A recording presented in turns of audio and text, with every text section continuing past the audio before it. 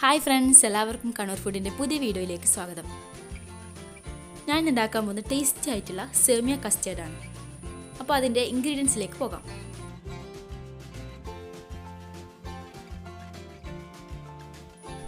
അപ്പോൾ ഇതെങ്ങനെ ഉണ്ടാക്കുന്നതെന്ന് നോക്കാം.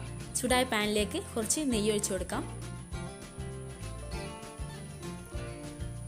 നെയ്യൊന്ന് ചൂടായി വരുന്നുണ്ട്. അപ്പോഴേക്ക് നമുക്കിതിലേക്ക് സേമിയ ഇട്ട് കൊടുക്കാം. 3 ടേബിൾ സ്പൂൺ സേമിയാണ് ഞാൻ എടുത്തിട്ടുള്ളത്. നമുക്ക് അത്രേ ആവശ്യമുള്ളൂ. അപ്പോൾ നമുക്കിത് നന്നായി വറുത്തെടുക്കാം. ഒരു ഗോൾഡൻ കളർ ആകുന്നവരെ നമുക്ക് വെയിറ്റ് ചെയ്യാം. അപ്പോൾ ഇത് നന്നായി ഫ്രൈ ആയി വന്നിട്ടുണ്ട്. നമുക്കിന്ന് മാറ്റി വെക്കാം. മറ്റൊരു പാനിലേക്ക് പാൽ ഒഴിച്ചു കൊടുക്കാം. 1 ഗ്ലാസ് പാലാണ് ഞാൻ എടുത്തിട്ടുള്ളത്. നമ്മൾ സേമിയവും 3 ടേബിൾ സ്പൂൺ മാത്രമേ എടുത്തിട്ടുള്ളൂ. അപ്പോൾ ഇത്രയും പാൽ ആവശ്യമുള്ളൂ. പാൽ നന്നായി ഒന്ന് തിളച്ച് വരട്ടെ.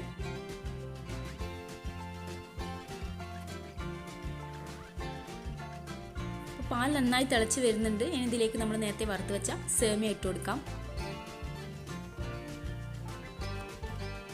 ഇനി സേമിയ വേവുന്നത് വരെ നമുക്കൊന്ന് വെയിറ്റ് ചെയ്യാം. പെട്ടെന്ന് തന്നെ അത് വെന്ത് കിട്ടും. നമ്മൾ വറുത്തിട്ടാണല്ലോ ഇട്ടത്, അതുകൊണ്ട് തന്നെ പെട്ടെന്ന് വെന്ത് കിട്ടും. അപ്പോൾ സേമിയ നന്നായി വെന്തിട്ടുണ്ട്. ഇനി ഇതിലേക്ക് നമുക്ക് ആവശ്യത്തിന് പഞ്ചസാര ചേർത്ത് കൊടുക്കാം. 4 ടേബിൾ സ്പൂൺ പഞ്ചസാരയാണ് ഞാൻ ചേർത്ത് കൊടുക്കുന്നത്. പഞ്ചസാരയൊക്കെ നിങ്ങളുടെ ഇഷ്ടത്തിനനുസരിച്ച് ചേർത്ത് കൊടുക്കാം. നന്നായി ഒന്ന് ഇളക്കി കൊടുക്കാം.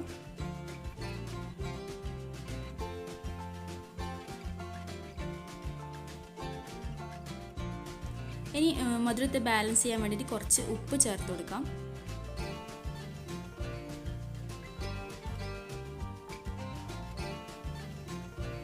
ഇനി നമുക്ക് ആവശ്യമായിട്ടുള്ളത് കസ്റ്റാർഡ് പൗഡറാണ്. 1.5 ടേബിൾ സ്പൂൺ കസ്റ്റാർഡ് പൗഡറാണ് ഞാൻ എടുത്തിട്ടുള്ളത്. അത് കുറച്ച് വെള്ളത്തിൽ മിക്സ് ചെയ്തെടുക്കാം. ആ മിക്സ് നമുക്ക് ഈ സേമിയയിലേക്ക് ഒഴിച്ചു കൊടുക്കാം. പെട്ടെന്ന് തന്നെ ഇനി ഇളക്കി കൊടുക്കണം, അല്ലെങ്കിൽ കട്ട കെട്ടിപ്പോവും. അപ്പോൾ ഞാൻ നന്നായി മിക്സ് ചെയ്തെടുത്തിട്ടുണ്ട്. നല്ല ടൈറ്റായിട്ട് വന്നിട്ടുണ്ട്. അപ്പോൾ നമ്മുടെ സേമിയ കസ്റ്റാർഡ് റെഡിയായി കഴിഞ്ഞു. നമുക്കിതൊന്ന് തണുപ്പിച്ചെടുക്കാം. ഇനി ഇതെങ്ങനെ സെർവ് ചെയ്യുന്നതെന്ന് നോക്കാം. കുതിർത്തി വെച്ച കസ്കസ് ഒരു ഗ്ലാസ്സിലേക്ക് ഞാൻ ഇട്ട് കൊടുക്കുന്നുണ്ട്. അതിന് മുകളിലേക്ക് കുറച്ച് അനാർ ഇട്ട് കൊടുക്കാം.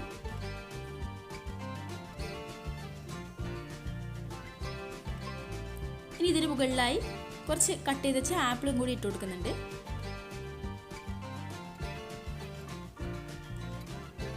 നിങ്ങളുടെ കയ്യിൽ ഏതൊക്കെ ഫ്രൂട്ട്സ് ആണ് ഉള്ളത് അതൊക്കെ ഇട്ട് കൊടുക്കാം. ഞാനിപ്പോൾ അനാറും ആപ്പിളും മാത്രമേ ഇട്ട് കൊടുക്കുന്നുള്ളൂ.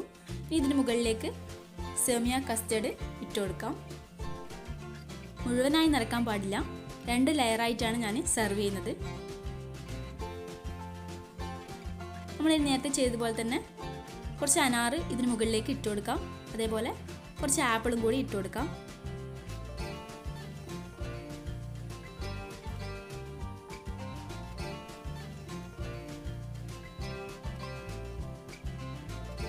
ഇനി വീണ്ടും ഇതിന് മുകളിലേക്ക് സേമിയ കസ്റ്റാർഡ് ഇട്ട് കൊടുക്കാം.